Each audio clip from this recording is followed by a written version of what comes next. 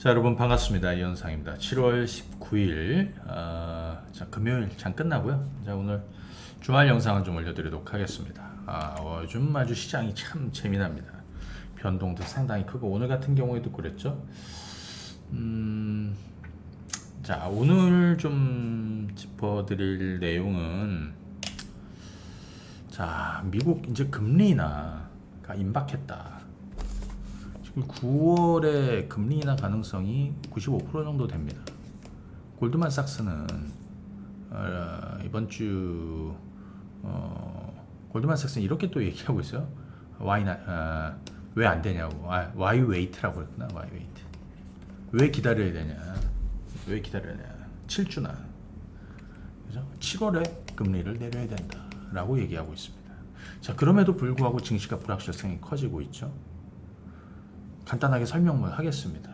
오늘 영상은 뭐 이런 내용으로 좀 진행을 할 건데, 그리고 삼성전자 SK하이닉스 팔고, 이건 좀 생뚱맞죠? 지난주에 제가 이런 전략을 드렸습니다. 국고처에서 삼성전자 SK하이닉스 팔고 대안주로 시총 상위 종목군들 중에 이 종목들이 전 대안주다. 이 얘기를 하니까 막 난리가 났어요. 반도체가. 야, 여러분들, 반도체는 말이죠. 제가 우리 그 이현상의 황금바닥, 제가 이제 방송에서 얘기한 것들 또 유튜브에서도 가끔 또 같이 말씀드리고 했는데, 작년 그 1월 달이에요. 1월 달. 작년 1월 달. 작년 1월 달 보면 삼성전자하고 SK하이닉스를 이제 사야 된다. 그죠? 삼성전자와 SK하이닉스를 투자해야 된다. 네. 그 영상 어디 갔지? 잠깐만요. 1년 전이니까. 여기 있네요, 여기. 자, 이거예요. 삼성전자 SK하이닉스 바닥 탈출 중이다. 지금 사둬야 된다. 이게 언제냐면, 유튜브는 1년 넘어가면 그냥 다 1년이에요. 이게 언제냐? 23년 1월입니다. 작년 1월입니다. 작년 1월? 2월. 지금은 저는 반도체를 안 합니다. 아시겠지만.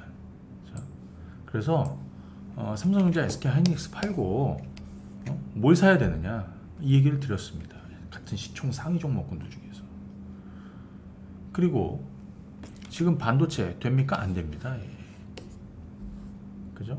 이번 주에 어떻게 됐습니까? 엔비디아 다 급락을 했고, ASML 급락을 했고, 그죠? TSMC 급락했고, 그죠? 여기는 정치 불확실성이 또 부각이 되고 있습니다. 트럼프 관련. 반도체 다 급락했죠. 삼성전자, SK하이닉스도 좀 이번 주 굉장히 많이 내려왔고요. 원전주 막 급락하고 있습니다. 체코 그거 수주 받으면 무슨 뭐 주가가 뜰 거라고 생각하면 정말 잘못된 생각이고요. 이번 주에 원전주 잘못 건드려서 정말 박살이 난 분들도 많을 거예요. 아마. 전력 전선 신선합니까? 아닙니다. 다 안 됩니다. 그래서 야, 되는 게 뭐야? 하반기 1등은 바이오주들입니다. 바이오텍입니다. 오늘 퓨처킹 급등했고, 펩트로는 오늘 거의 상한가 근처 갔습니다. 비만 치료제 다시 오르고 있습니다. 이번 주에 변수가 좀 있었습니다. 일라이릴리, 노보노디스크 주가가 이번 주에 떨어졌죠. 왜? 로슈 때문에. 그죠? 하지만 이건 잡음이라고 그랬어요. 자, 그래서 또 관련해서 또 종목들도 좀 설명을 드리고 몇 가지 말씀을 드려보도록 하겠습니다. 자, 첫 번째, 금리 인하. 지금 9월 금리 인하 가능성은 95% 정도 됩니다. 그렇죠? 잠깐만요.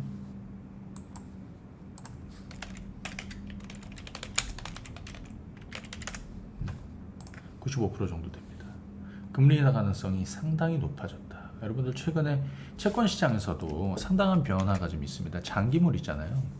그죠? 예를 들어서 30년하고 2년짜리하고 10년짜리하고 2년짜리하고, 그죠? 이 역전됐잖아. 장단기 금리 역전 폭이 급격하게 줄어들고 있죠. 이건 뭐냐면 경기가 안 좋다는 거를 좀 보여주고 있는 거예요. 그러다 보니까 지금 최근에 증시에서 다소 좀 부담되는 내용은 두 가지라고 보여집니다. 하나는 경기 둔화 우려, 그 다음에 정치적 불확실성, 트럼프 변수, 이런 것도 다 여기 요인이 되고 있습니다. 최근에 트럼프가 무슨 얘기했었냐면 금리 내리면 안 된다라고 얘기했습니다. 잠깐 한번 볼까요? 이 자료 한번 보여드릴까? 이거 내일 뻐꾸기 주식에서 할 건데, 자, 관세 60% 언급했습니다. 그래서 중국의 공급망을 둔 엔비디아나 애플 전부 다 주가 좀 떨어졌죠. 여기에 뭐 TSMC 얘기 야 이거 정말 대단합니다. 방위비 얘기하면서 그죠? 대만은 반도체 사업의 100%를 가져갔고 미국에게 방위비를 지불해야 된다. 멀쩡할 수가 없습니다. ASML도 마찬가지죠. 그죠? 대중국 견제를 계속해서 해 보다 더. 그리고 자동차 같은 경우는 중국 자동차에서 100에서 200% 관세를 부과하겠다라는 트럼프 공약이 있었습니다. 그죠? 중국 자동차에다가 100에서 200% 관세를 부과하겠다. 그죠? 예. 관세는 경제 경이로운 역할, 협상에 유리한 잠재적으로 적대적일 수 있는 나라에는 뭐든지 할 거다. 우방국도 아메리칸 퍼스트에 다소 위배되거나 미국에 피해를 주는 나라에 대해서는 그죠? 예, 뭐 어떤 형태로든 관세 국가를 하면서 보복할 수 있다. 뭐 이런 거죠. 예. 우리도 편할 수는 없는 거라고 보여집니다. 자, 여기 이제 보게 되면 이번 주에 그 비즈니스 위크 인터뷰에서 트럼프 대통령이 이제 발언한 것들이 있는데 재미난 거는 말이죠. 트럼프 대통령이 아니지. 제가 입에 트럼프가 계속 뱄어요. 여러분들 기억하실지 모르지만 올 1월 달에 제가 국고차랑 뭐 드라이빙 토크 뭐 유튜브에서 그런 얘기 드렸죠. 나는 트럼프가 대통령이 될 것이다 라고 생각하고 있다. 바이든과 붙어서. 그래서 트럼프 관련해서 제가 딱 한 종목만 여러분들에게 미리 투자를 권해드린다면 그것이 뭐냐면 제너럴 모터스라는 얘기를 제가 드렸습니다. 여러분들. 그죠? 그때가 언제냐? 1월 뭐 중순, 그러니까 2월 초까지는 계속해서 말씀드린 것 같아요. 그때 얼마냐면 35달러, 36, 37달러 막 이랬는데요. 지금 50달러 정도 왔어요. 제너럴 모터스. 그렇죠? 자, 트럼프는 자신이 가지고 있는 힘을 너무나도 잘 알고 있다는 거예요. 자, 어찌됐든 정치적 불확실성도 계속 이어지고 있습니다. 한편 또 이럴 수도 있습니다. 금리 같은 경우에도 트럼프는 최근에 금리 내리지 말라고 계속해서 외쳤습니다. 바이든 도와줄 거 있어? 이렇게 얘기하다가 금리를 당장 내려야 된다라고 얘기하고 있습니다. 그리고 바이든 대통령도 이번에 펠로시 전 하원 의장이 이번 주 오늘인가요? 오늘 기사 내용 보니까 바이든 대통령이 곧 대선 포기를 할 가능성이 있고 상당히 지금 이제 결정을 앞두고 있는 것처럼 이제 얘기를 하고 있어요. 그렇죠? 자, 그러면 이제 뭐 증시는 왔다 갔다 할 건데 이 얘기를 좀 하겠습니다. 거두절미하고 삼성전자, SK하이닉스 팔고 뭘 해야 되느냐부터 시작해 보도록 하겠습니다. 제가 지난주에 삼성전자 국고처에서 그런 얘기 들었어요. 삼성전자 물론 저는 지금 삼성전자, SK하이닉스 반도체주는 관심이 없습니다. 예. 왜냐? 작년 1월 달부터 시작을 했지 않습니까? 그죠? 엔비디아는 재작년 10월부터 시작을 했고, 그죠? 그때가 얼마냐면 5만원 초반에서 5만 5천 원이었고요. 지금 이만큼 올라왔어요. 제가 지난주에 국고처에서 폭탄 발언을 했습니다. 삼성전자, SK하이닉스 팔고 내가 투자할 거는 뭐냐? 이거는 삼성전자입니다. 물론 삼성전자가 엔비디아의 HBM3E를 곧 공급할 가능성 좀 있어서 SK하이닉스와의 어떤 뭐 갭을 생각해 보면 좀 더 오를 수도 있지만 저는 하반기 앞으로 한 6개월을 봤을 때 삼성전자, SK하이닉스 투자하는 것보다 그죠? 다른 게 낫지 않을까 여기 얘기를 드린 거고요. SK하이닉스 우리 작년 1월 달입니다. 여기 1월, 2월, 3월 SK하이닉스가 감산 시작한 1월이 바닥이라고 그랬죠. 1년 반 투자하시라고 그랬습니다. 여기는 언제냐면 3월입니다. 여기는 삼성전자가 감산 발표한 겁니다. 삼성전자는 3월에 바닥이 만들어졌어요. 1년 반 투자하시라고 했습니다. 전 최근에 미련이 없습니다. SK하이닉스. 제가 지난주에도 SK하이닉스 매도하시라고 국고처에서 얘기해 드렸습니다. 그죠? 그리고 뭘 해야 되느냐. 코스피 시총 상위 종목군들 중에서 한번 보세요. 삼성전자, SK하이닉스, LG전, 에너지솔루션 막 이런 순서거든요. 쫙 보세요. 이 중에서 저는 삼성 바이오로직스하고 셀트리온을 꼽아드렸습니다. 예. 삼성전자, SK 하이닉스 대안으로 삼성 바이오로직스와 셀트리온에 투자하시라는 의견을 드렸는데, 앞으로 반년 뒤 올해 연말에 어떤 종목군들이 더 삼성전자, SK 하이닉스 수익률이 좋을지, 삼성 바이오로직스나 셀트리온 수익률이 더 좋을지, 그죠? 판단해 보겠습니다, 여러분들. 네. 자, 그 다음에 자, 지금 여러분들 뭐 반도체도 잘 안 돼, 원전, 전력, 전선 이런 것도 다 고점 친 거라고 보여집니다, 저는. 물론 뭐 아직도 간다라는 얘기들 뭐 좀 더 갈 수도 있고요. 저 밑에 보통 발바닥에서 발목, 뭐 허리춤 지나서 뭐 어깨 넘어서, 근데 이미 어깨 넘어서서 머리 꼭대기 수준에서 왔다 갔다 하고 있고, 원전주들 같은 경우는 한번 보세요. 이번 주 어떻게 됐는지. 두산 에너빌리티,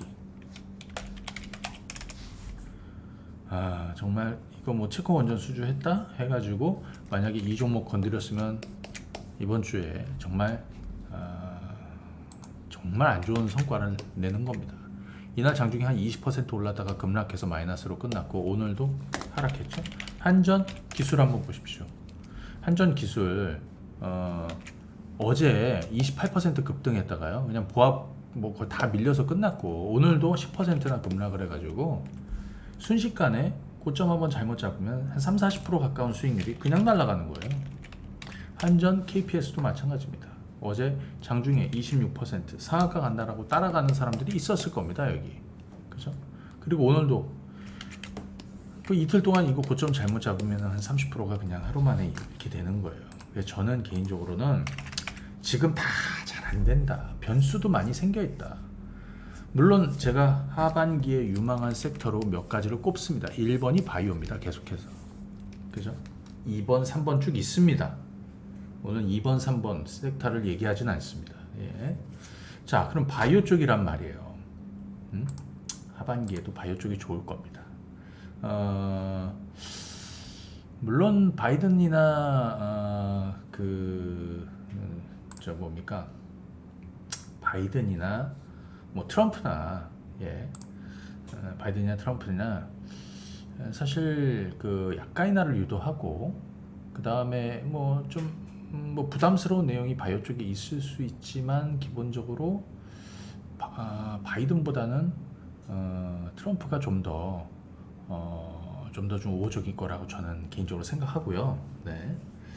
자, 그리고 결국에는 뭐 큰 변수는 없을 거라고 보여집니다. 왜냐하면 그동안에 소위 M7의 주도했던 증시가 저희 뭐 그 S&P 493 쪽으로 옮겨가고 있다고 그랬죠. 최근에 보면 뭐 중소형 라인도 그렇지만 바이오텍, 헬스케어 관련한 종목군들도 지금 다시 저점에서 살아나고 있거든요. 그죠? 자, 그런 쪽으로 여러분들이 좀 보시면 될 것 같다. 또 금리 인하의 최대 수혜주가 맞습니다. 자, 오늘 바이오 종목군들 중에 1등 주는 당연 펩트론입니다. 펩트론. 이번 주에 일라이 릴리와 노보노디스크 주가를 한번 보시게 되면,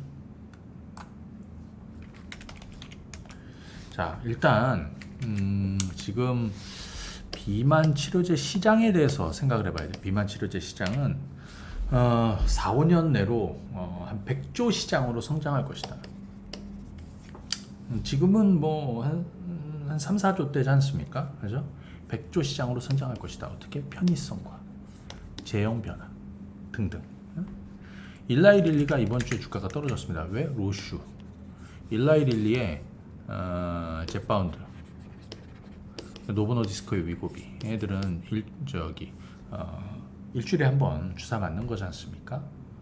근데 로슈, 스위스 제약사 로슈가 이번에 비만약, 경구용 비만약 이게 상당한 성과를 좀 냈다. 예. 로슈는 먹는 비만약으로 해가지고, 그죠? 예, 먹는 비만약으로 해서 한 달에 6kg를 감량했다고 그래요. 하루 하나씩 해가지고 하루 한 번씩 once a day죠. once a day. 하루에 하나. 해가지고 체중을 6kg나 줄였다. 그래서 이틀 동안 급락을 했는데, 그래서 어제 우리 펩트론도 급락을 했지 않습니까? 이렇게 장중에. 근데 제가 어제 장중에 우리 회원님들한테 그런 얘기 들었어요. 야, 이거 제가 볼 때는 오히려 저가 매수해야 되고, 비만 치료제 관련한 종목군들 거꾸로. 왜냐하면 일라이릴리나 노보노디스크 다시 올라서고 될 것이고, 로스유의 비만약은 그래 뭐 괜찮은데 정확한 임상 결과라든지 아니면 그 데이터도 확실하지는 않아 보입니다. 그죠? 결국에는 이건 잡음이다라는 거예요. 자, 펩트론 장기 지속형 비만 치료제. 1개월 주사 한 번 맞는 거, 한 번 맞으면 한 1개월 또는 뭐 한 2개월까지도 갈 수 있는 이런 플랫폼을 가지고 있지 않습니까? 그래? 이미 펩트론 같은 경우에는 MTA 약물 그 물질 이전이죠. 계약도 글로벌 제약사들을 체결을 하고 현재 진행 중으로 알고 있습니다. 네. 기본적으로 지금 장기 지속형 비만 치료제 시장에 가장 앞서가고 있는 종목은 펩트론입니다. 그죠? 펩트론입니다. 가장 앞서가고 있고요. 그래서 오늘 뭐 장중에 다른 종목도 올랐지만 펩트론은 오늘 아침에도 이 21선 지지 받으면서 또 돌려서 뭐 이런 흐름이에요. 쉽게 안 끝납니다 지금. 그죠? 왜냐하면 아니 연간 3조 4조 시장이 100조로 늘어난다는 겁니다. 싹센다가 특허 만료를 앞두고 있죠. 그래서 이제 올해 지금 관련해서 바이오시밀러가 이제 여기저기서 이제 계속해서 출시가 될 것이고, 이 시장은 커지고 있고 제형 변화를 만들어주고 있고 편의성을 만들어주고 있고 막 그러고 있는 중이에요. 펩트론도 아까 말씀드린 뭐 물질 계약 이전 계약 또 체결하고 현재 진행 중이다. 그래서 이 고점을 넘겼어서 오늘 장중에 상한가 갔다가 좀 움직였는데 계속해서 좀 더 좋을 겁니다. 자, 여기에 우리 삼천당 제약도 말이죠. 최근에 이렇게 좀 빠졌다가, 물론 뭐 얘는 MSCI 편입 기대감도 사실은 가지고 있고 한데, 얘는 경구용 비만 치료제 이쪽으로 사실 지금 주목하고 있는 거지 않습니까? 지금 18만 원에서 지지받고 있습니다. 다시 한번 움직일 수도 있는데, 물론 뭐 많이 올랐어요. 그리고 제가 여러분들한테 인벤티지랩, 뭐 쉽게 설명하면 인벤티지랩도 장기 지속형 비만 치료제 개발 업체죠. 그런 플랫폼을 가지고 있고, 그렇죠? 이걸 조금 더 좀 쉽게 편하게 좀 설명한다면, 펩트론은 한 달에 한 번 정도 맞는 거, 뭐 한 1, 2개월에 한 번 정도 맞는 거로 개발하고 있고, 인벤티지랩은 뭐 2, 3개월 아니면 3개월에 한 번, 심지어는 6개월에 한 번 이렇게 좀 만들려고 하고 있다. 그래서 이 인벤티지랩도 플랫폼 업체입니다. DDS. 약물을 전달하는 플랫폼 보유 기업이죠. 그죠? 이 그 인벤티지랩의 플랫폼 IVL 뭐라 그러더라? 예, 아무튼 뭐 있어요. 인벤티지랩의 장기 지속형 주사 플랫폼이죠. 그죠? 예. 얘네들이 지금 1개월에서 한 6개월 정도까지, 그죠? 반감기를 줄여주는 증가시켜주는 거죠. 예, 체내 반감기를 증가시켜주는 이런 기술을 가지고 있습니다. 그래서 제가 최근에 이 자리를 바닥으로 말씀을 드렸고, 그 다음에 지금 살아나고 있죠. 후발주로 상당히 주목이 되는 그런 회사입니다. 그렇죠? 여기에 뭐 최근에 신규 종목 중에 D&D 파마텍도 있죠. 이것도 D&D 파마텍도 똑같이 보시면 돼요. D&D 파마텍 원래는 그 이제 다른 쪽에 핵심 파이프라인이 다른 쪽이었는데, 얘네들가 이 D&D 파마텍이 메세라라는 미국 제약사에다가 경구용 비만 치료제 기술 이전을 했거든요. 그래서 기본적으로 이 종목도 지금 뭐 상당히 주목되는 회사입니다. 그렇죠? 그리고 보시게 되면 다만 좀 한 가지 신규 종목이어가지고, 그렇죠? 신규 종목이어서 다소 뭐 오버행에 대한 이런 이슈를 좀 가질 수 있지만, 기본적으로 내용 자체가 괜찮다. 기존 비만 치료제 대비해서 흡수율을 거의 10배까지 늘릴 수 있는 그런 비만 치료제를 개발 중이다. 이렇게 보시면 되겠습니다. 오늘 굉장히 뜨거웠습니다. 자, 그리고 퓨처캠 계속해서 강조드리는 퓨처캠 방사성의 RPT 정말 잘 가고 있습니다. 우리 이 밑바닥부터 시작해서 지금 몇 개월 사이에 주가가 지금 한 150% 올랐어요. 하지만 끝날 기미가 안 봅니다. 7, 8년 동안의 고점을 최근에 넘어섰다라고 그랬죠. 자, 두 가지입니다. 하나는 전립선 암 치료제. 지금 노바티스의 플루빅토가 먼저 FDA 허가 받아서 이게 지금 이 시장에서 상당히 좀 주목되는 사실 차세대 항암제라고 보여지는 거죠. 방사성 의약품을 이용한 전립선암 치료제. 근데 퓨처캠의 전립선암 치료제 글로벌 임상 2상 중인데 더 효과가 좋다고 그래, 적은 양으로. 그리고 또 하나는 뭐냐면 이 전립선암 그 진단제도 하고 있습니다. 진단제 시장도 확대가 된다. 미국 보험청이 이번에 보니까 그 진단제 보험급여 적용을 한다라고, 물론 연말에 이제 결정이 되는 것 같아요. 예. 자, 퓨처캠 오늘 13%나 급등했고 아직 목표가가 없습니다. 그죠? 예. 더 가지 않을까 싶습니다. 예, 더 가지 않을까 싶습니다. 상당히 좋은 흐름으로 가고 있습니다, 여러분들. 예. 자, 하나만 좀 더 말씀을 드려보면 생물보안법 관련해서 이 바이넥스는 계속해서 가져야 될 거라고 생각이 듭니다. 삼성 바이오로직스, 그 다음 바이넥스, 그 다음 ST팜 오늘 공급 계약 있었지만 재료 노출 성격이죠. 오늘 좀 밀렸습니다. 다음 주 지나서 다다음 주면 오르게 될 것이고, 바이넥스도 곧 고점을 다시 넘기게 될 거라고 생각이 됩니다. 그렇죠? 이런 종목들도 올 연내 아마 미국 대선 전에 바이든이 서명할 수도 있고, 지난번에 보니까 마이크 존슨 그 하원 의장도 연내 통과 의지를 분명히 좀 보여주고 있는데, 최근에 트럼프 대통령도 중국을 막 때리고 하다 보니까 바이오 쪽은 뭐 다를 거냐, 더 때리지 않을까 싶습니다. 결국에 생물보안법, 최근에 미국 제약사가 삼성 바이오로직스하고 1.4조 계약이 있었고요. 오늘 미국 제약사와 ST팜 올리고 계약 소식이 있었습니다. 그렇죠? 결국에는 글로벌 공급망에서 중국을 퇴출시키는 작업이 계속해서 이루어진다. 이렇게 보시면 되겠고요. 나머지 그 우리 유망 바이오 종목군들이 있는데 내일 국고처에서 말씀을 드려보도록 하겠습니다. 자, 여러분들 이거 한번 보시게 되면